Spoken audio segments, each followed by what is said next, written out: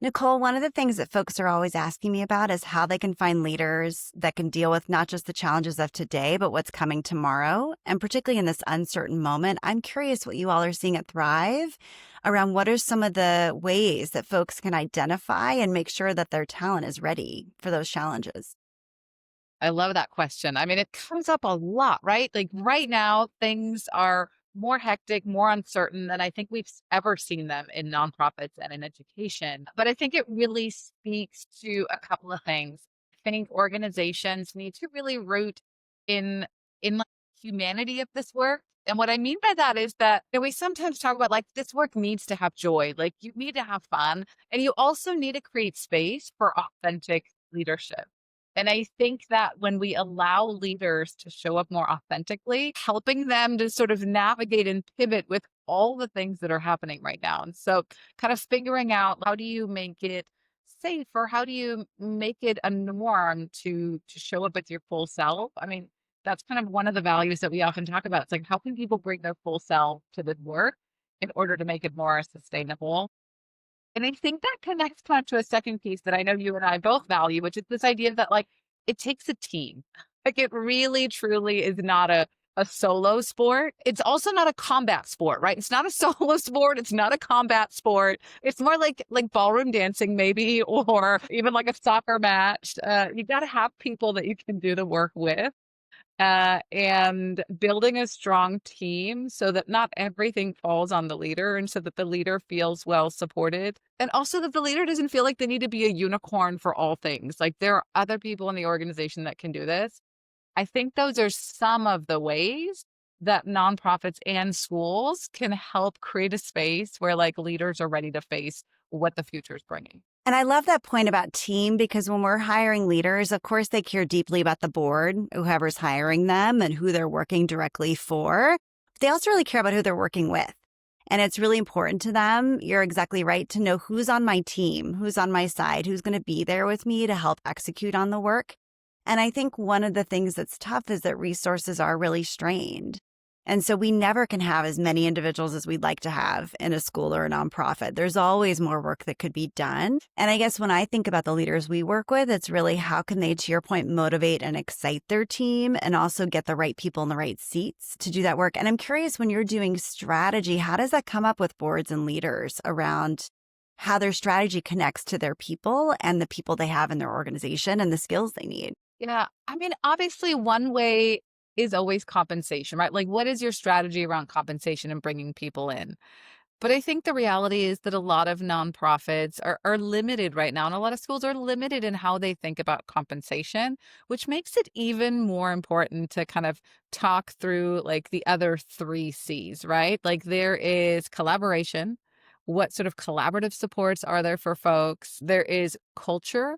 How do you build the culture where people can be successful and where it's like fun and joyful? And, I actually talked to a leader the other day. They were being offered you're not going to believe this. It was a job that was going to pay close to $700,000. It was more than three times more than what they were currently making. They turned it down. They turned it down because of culture. They were like, this is not the culture I want. Like, this work is so hard. And I know like people are going to watch this and they'll be like, what job was that?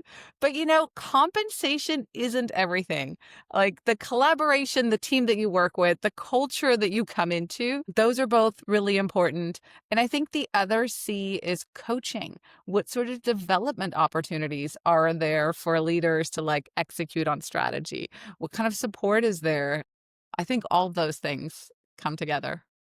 But yes, Yeah, somebody and walked away from that job. that is crazy. I know everyone's going to say, Nicole, what's that job and how do I get it? I mean, with the coaching piece too, it's interesting you're saying that. We're seeing a lot more boards in a good way engage with us as we're doing a search to think about the transition and the coaching and the onboarding. And actually, I have an ED that called me the other day, an outgoing founding ED who said, not just do I want to think about coaching for the ED, how can we think about coaching for my leadership team and how they're preparing for the executive director and how they're carrying on that work? And that gets to something I'm always a broken record about, which is succession planning and coaching. But how are we giving everyone opportunities to learn what they need to learn, not just in their current role, but in future roles? Because I really do feel like that's the key. right? To keeping people engaged, but also keeping them moving through the pipeline and sustaining your organization. Well, and another thing for boards to think about is what are the coaching that they need in order to be great supervisors and like leaders of leaders, right? Because the board's primary responsibility, obviously, they have a fiduciary responsibility, but they're also the biggest thing they do is like hire, select, evaluate an executive director, CEO, superintendent. And that is really important.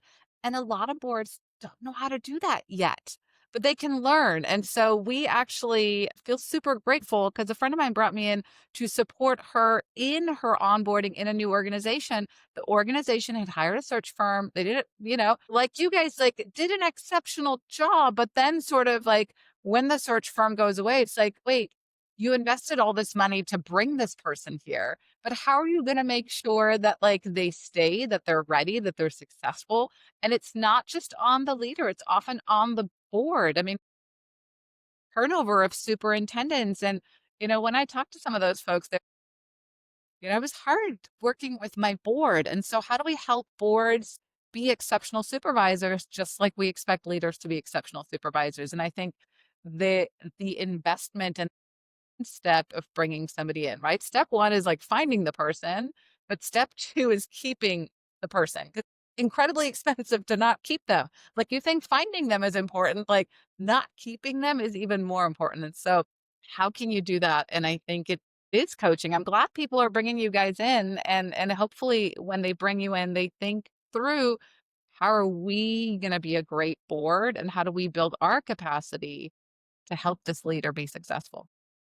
Well, and that's where it is so important, like you said, for all of us to work together, right? Like I always say, I feel very confident in our ability to use what we've learned about someone in a hiring process, use what we've learned about an organization and a hiring process in the board to make that onboarding smooth, right? To help them get in their role, to help the board think about what is this person, what is their growth plan, what do they need to be working on this year, what are their core priorities. But then I'm not an executive coach. I'm not a board coach. And so that's often where we partner with folks like you to then say, okay, can you provide some intensive support to the board and executive and like just day to day how they do their job? And then we're really happy to pick up. And that's why I started doing evaluation work on, okay, a year in, let's look at those goals that you set for them and how they're doing. And let's look at the competencies that we knew that they were strong in and the places that they were still working and how those are going. And so I think that full cycle is something we're really excited about. And it's great to partner with folks like you who can do the other pieces. Well, and I shared with you that like some of the work I feel really honored to do is right. I get to coach for the University of Cambridge in the UK. And that work is really cool, but it's not as cool as like coaching in California for nonprofits and school districts. And I'll tell you why, because the work that I did to do in Cambridge, it's great. I mean, I work with executive directors and CEOs and VPs from all over Latin America, like really worthy and amazing work. Yeah.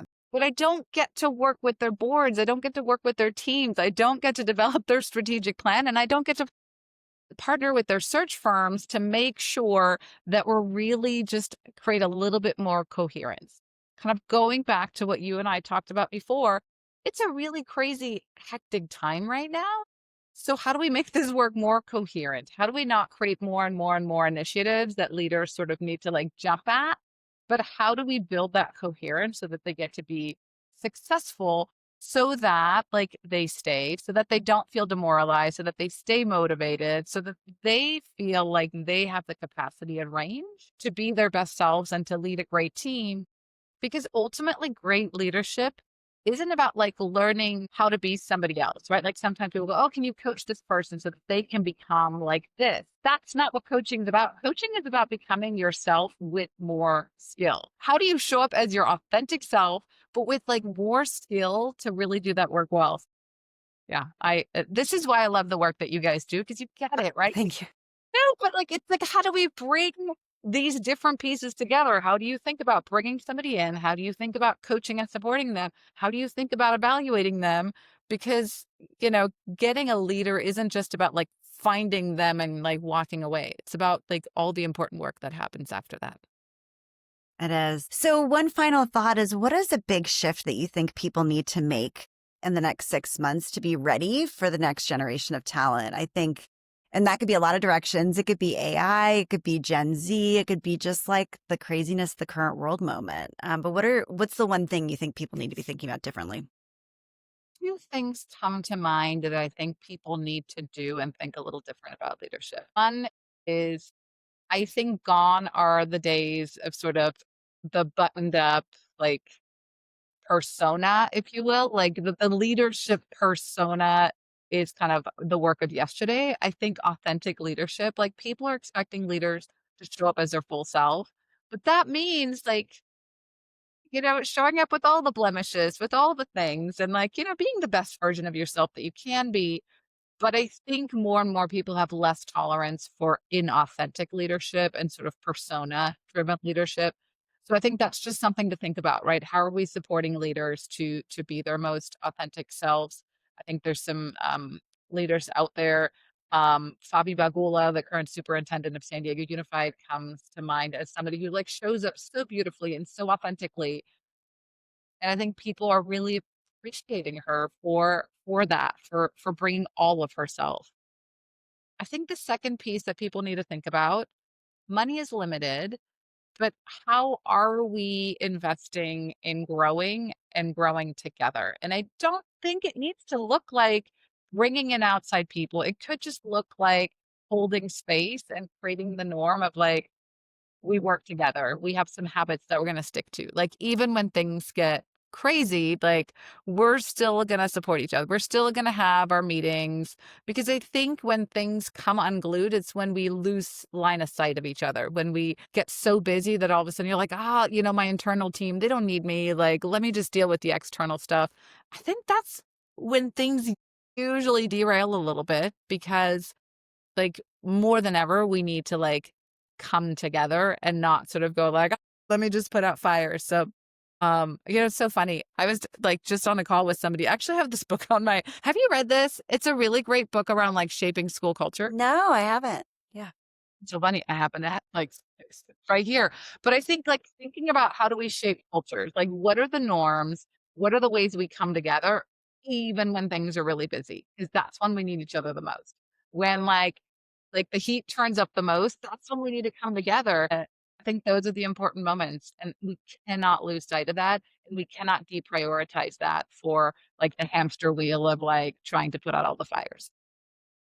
I think that's really true. And I think that people just have to be comfortable with uncertainty.